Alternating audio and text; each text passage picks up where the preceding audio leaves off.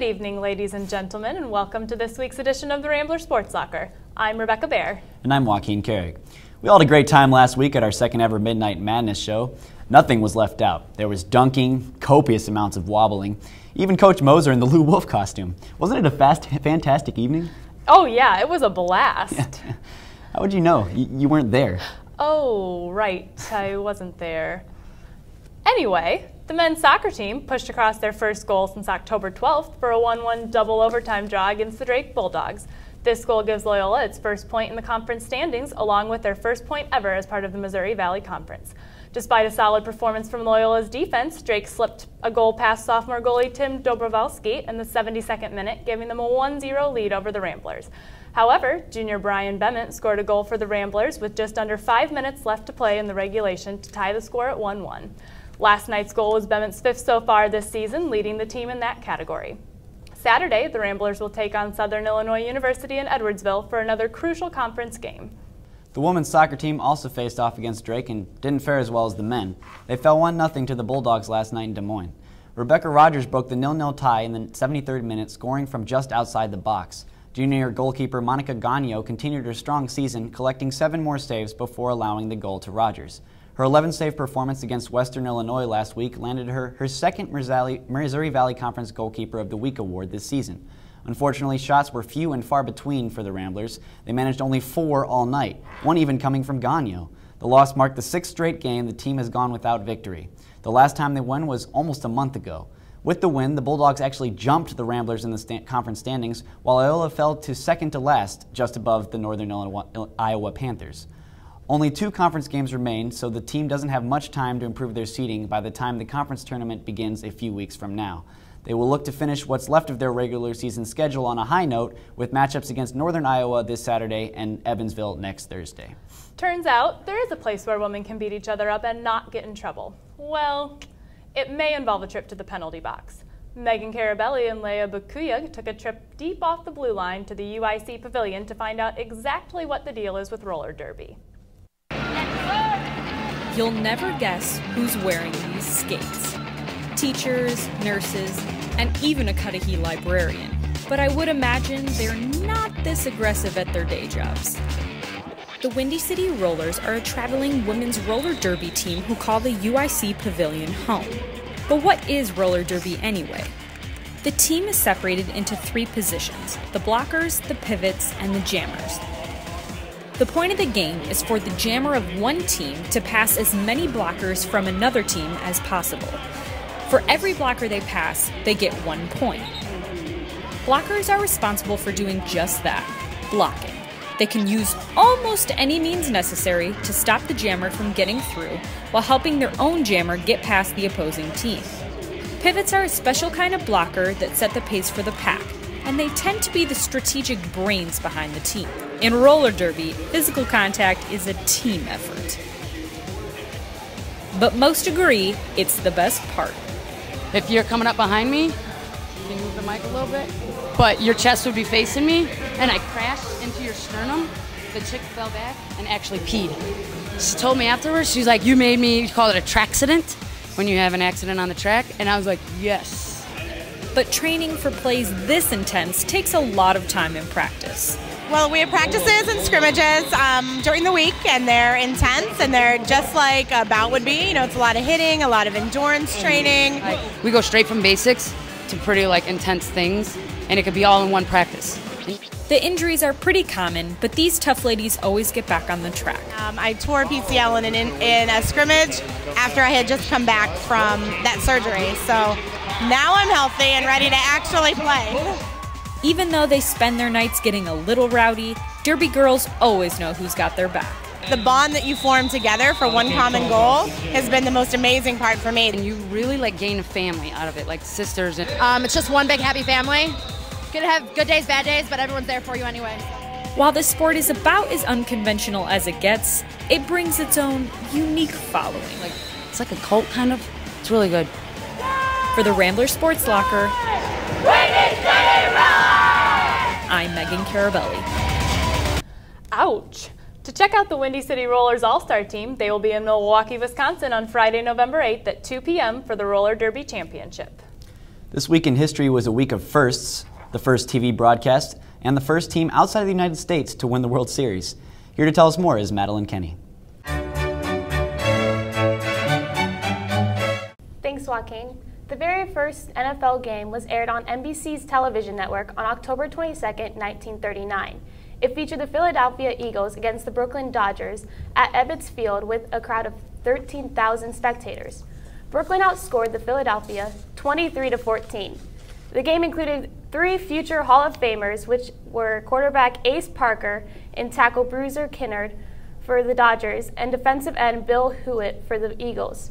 Only about 500 New Yorkers owned television sets at this time, but thousands of people were able to watch it telecasted live on monitors at the World Fair in New York. The game was only 2 hours and 30 minutes long with no commercial interruptions. Also this week in sports history, the World Series in 1992 was the first series ever to have games played outside the United States, following the regular season. It pitted the American League champion, the Toronto Blue Jays, against the National League champion, the Atlanta Braves. Toronto defeated Atlanta 4-2, making them the first team based outside the United States to win the World Series. The series MVP was Pat Borders from the Blue Jays with an astonishing .450 batting average. And that's it for this week's in history. Back to you, Joaquin. The Brooklyn Dodgers were a football team at one point? Yeah. Wow, that's interesting. Thanks, Madeline. The men's basketball team saw their first game action on Tuesday against themselves. It was the annual Maroon and Gold scrimmage where Ramblers fans got their first taste of the 2013-14 roster. The game was dominated by sophomore forward Nick Osborne, who scored 25 points on 12 of 17 shooting. Things are going well for Osborne right now, with him fresh off being crowned dunk champion last week at Midnight Madness. Although the Maroon team defeated the Gold team 79-70, the scrimmage was less about the score and more about seeing the improvement of individual players. Sophomore point guard Jeff White looked strong, finishing the night with 20 points and 4 assists. White is expected to take on a larger role this season with the departure of Cully Payne. It was also the first time high-profile freshman Milton Doyle stepped onto the court as a Rambler. He kept pace with Osborne in first-half points, matching his tally of 11. The scrimmage is hopefully a sign of good things to come this season. Speaking of upcoming things, the Ramblers will play their first opponent other than themselves when they take on Lewis University in an exhibition game at Gentile on Saturday, November 2nd. Loyola women's cross-country team placed 6th at the NCAA Pre-Nationals in Terre Haute, Indiana last Saturday. Sophomore Sydney Stunkel led the Ramblers in the women's 6-kilometer race for a 26th place overall finish. While the women Ramblers ran aggressively and met their goal of finishing in the top 6, the men's team didn't have such a great ending. They started off strong but struggled to hold pace at the end, which drastically hurt their team's score, leaving them with an overall finishing place of 41st. Despite this minor setback, the Ramblers look forward to their next meet at the Illini Open on October 25th, which will be good preparation for the Missouri Valley Conference Championships on November 2nd. For the majority of current Loyola students' academic careers, the Lakeshore campus has been under construction. Most of the projects are complete, but there's still at least one building under renovation, Hallis Recreation Center. Despite the ongoing construction, Emily Brown and Milat Mehta took a look into the new rock climbing wall for a little how-to. Loyola Sports Center is a primary workout facility for students at the Lakeshore campus, and it provides a variety of weight machines, fitness classes, as well as the newest feature, the rock climbing wall. We opened June 7th. We have a lot of regulars that come. We have a lot of new kids that come every day. Some people come in just to climb for a pre-workout, some come for a post-workout, some climb just to work out. The rock wall isn't open to just experienced climbers. Everyone from first-timers to students, professors, and Hallis staff are welcome. And one of the staff's jobs every week is to change up the routes on the wall. On each of our walls, we have different routes that are color-coded by tape, and they have different difficulty levels. So in order to keep things interesting and keep our regulars happy, we try to set different routes, make certain ones more difficult, certain ones easier, just to switch things up and have something different. Routes change week to week, and there are 2 different rock climbing walls for climbers to choose from. As you can tell, the bouldering wall only gets to about 14 feet, whereas the top roping wall is 35 feet. Bouldering is generally a little harder than top roping because it takes the hard moves that you'll see on a top rope wall and it condenses them into smaller areas that you can kind of practice them. 30 to 40 people climb the rock wall every day, and each one of them must follow the same safety procedure. We go through this quick little system right here. The climber Once they're all in, they ask the belayer on belay, which is a French or just a climbing term for is the safety on. So once that is said, the belayer does a quick safety check, make sure everything is good. Once that everything is safe and okay, they say belay on. Climber walks up to the wall and says, climbing, or am I ready to climb? Then the belayer does a quick double check of everything, and they say, yep, climb on, and you're good to go. The rock wall opens every day at 2 o'clock and closes at 10, except for on Wednesdays, Saturdays, and Sundays, when the wall closes at 6. Belay classes are available every day from Monday through Friday for $5, and participants can sign up at the Hallis front desk. For the Rambler Sports Locker, I'm Emily Brown. As the popularity of the rock wall continues to climb, staff is currently in the process of starting a rock climbing club that all interested climbers are welcome to join. The women's golf team, led by senior Carly Schneider, placed 6th at the Dayton Fall Invitational on Tuesday in Kettering, Ohio. Schneider fired a 77, which is 2 strokes better than her score on Monday. That bumped the team from 7th to 6th place. The Ramblers will wrap up their fall season this upcoming week in Boonville, Indiana at the Evansville Invitational. In lieu of last weekend's Midnight Madness, Benjamin Schoenkin takes a look at the competition for the men's basketball team in conference play in the NBC Top 3. This week in the NBC Top 3, we take a look at the top 3 men's basketball opponents the Ramblers will face this season at Gentile Arena. The competition in the Missouri Valley Conference is expected to be more competitive than the Ramblers have faced in several years. Coming in at number 3 is Indiana State University. The Sycamores finished last season with 18 wins, including 9 conference wins. 4 starters return, providing the team with plenty of veteran experience. The Sycamores made over 70% of their free throws last season. The Sycamores entered the conference tournament as a number 5 seed in 2013. Indiana State beat number 4 Evansville University to make it to the semifinals, but could not match the offensive production of Creighton University, who would go on to win the conference tournament. At number 2 is a school from Cedar Falls, Iowa, University of Northern Iowa. The Panthers won 21 games last season, including 11 conference games. UNI will have plenty of veteran experience, with 9 letter winners returning. Among the returning starters is Dion Mitchell, who recorded 126 assists last season. Nate Buss is another player to keep an eye on. Buss scored 91 points coming off the bench last year. Success is nothing new for UNI. In the 2010 NCAA tournament, the Panthers beat number 1 overall seed Kansas to advance to the Sweet 16. And last season, UNI hosted number 15 Wichita State at home and beat them in a close game. The fans rushed the court and the crowd went wild. Being the underdog is nothing new for the Panthers, and they continue to surprise everyone.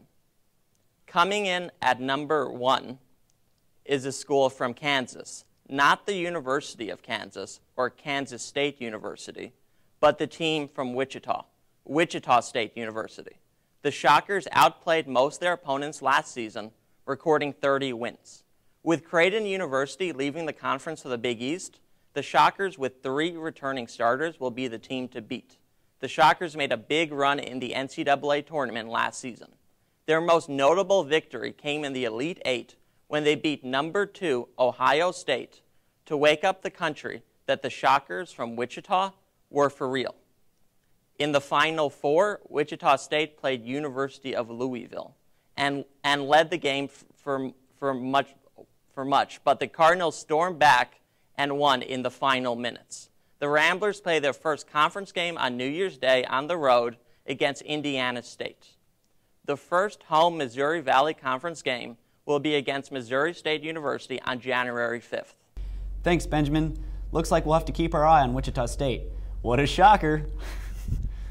Rough might be a weak adjective for describing the women's volleyball team's performance last weekend. The Ramblers failed to win a single set in 2 road matches against the Missouri State Bears and the Wichita State Shockers, falling 3-0 against both teams. Despite being down 3 starters to injury, Loyola played Missouri State tough. After the Bears took the first set pretty easily, it was back and forth in the second and third.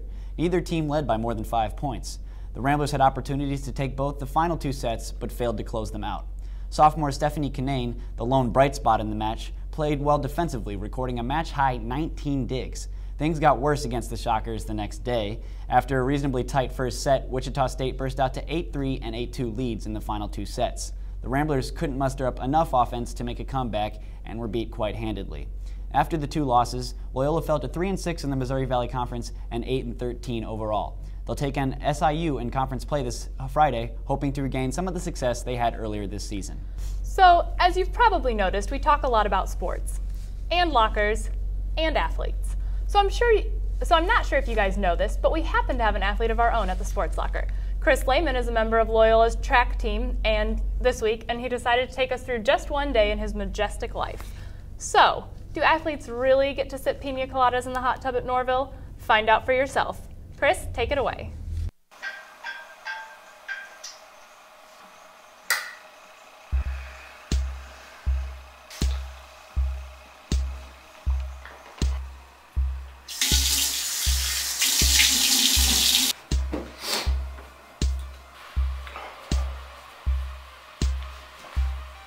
It's Wednesday morning, about 6:15, and this is when my day starts.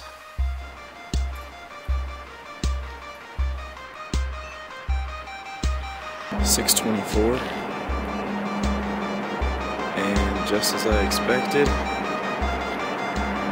campus is pretty dead. Oh, about to walk into Norville, got 5 minutes. It's time to get it.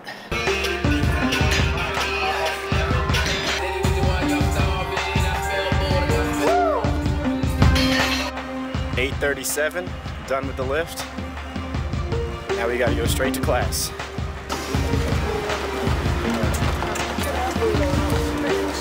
When you're constantly just going back and forth, you don't really have time to stop. So right here we got a bagel and a Cliff Bar. It's the breakfast of champions right there. Now we're going straight to class number 1. All right, now we're out here at practice. It's about 1:30 or so. It's pretty cold out here, but you know, we don't really have an indoor facility, so we gotta do what we can. We've had a hard week of lifting, so today's kind of just a recovery day, just to get the legs moving a little bit. After each practice, it's common for all the athletes to spend a little bit of time in here.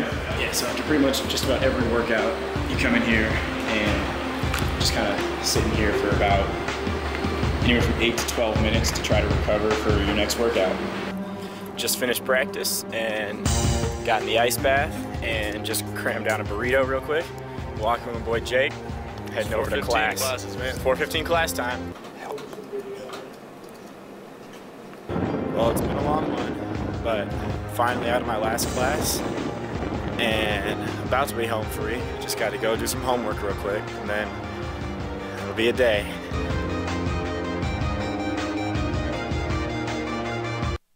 Bear down, bear down. What are you talking about? I'm fine. Not you, Rebekah Baer. I'm talking about Jay Cutler. You know, the quarterback for the Chicago Bears. I'm a Bear in Chicago, so I'm a Chicago Bear. Seriously? Seriously? Joe, just go.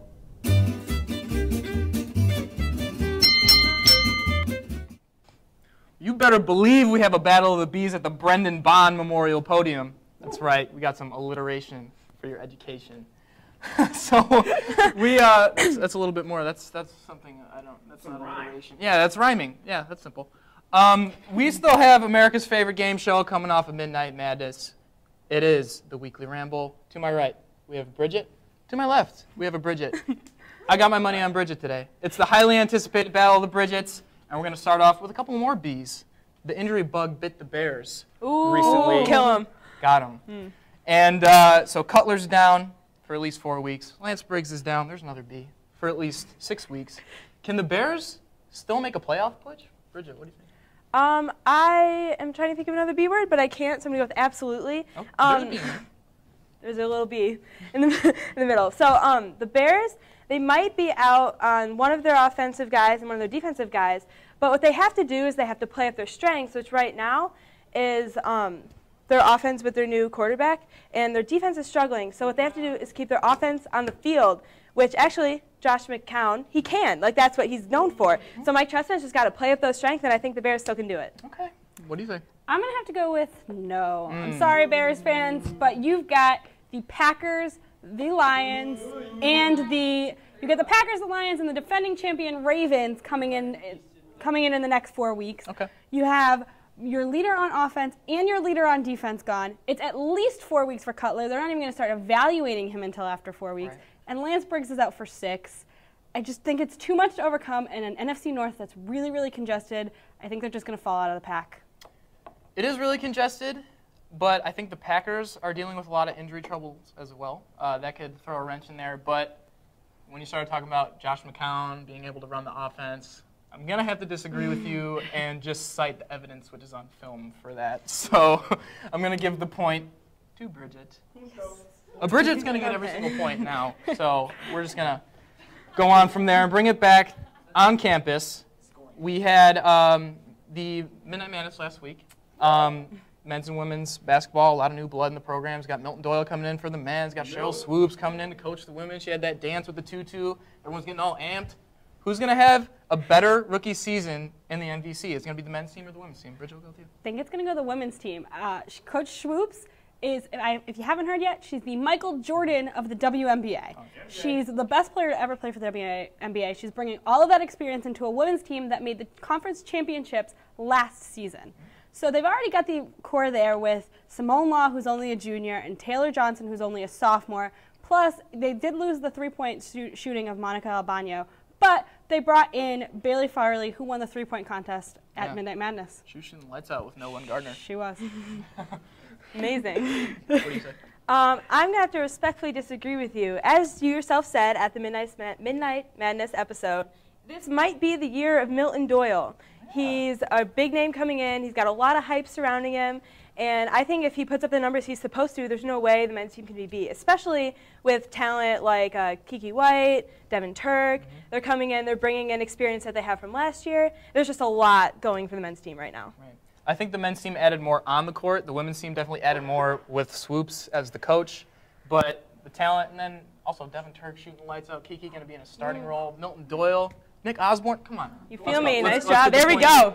For the men's team. Mark it. It's a tie for the Bees. We got to split this somehow. All right. It's revving up into the thick of hockey season, and there's a lot of traditions. And you girls are pretty avid hockey fans. So what is your favorite hockey tradition? Let's start with Bridget.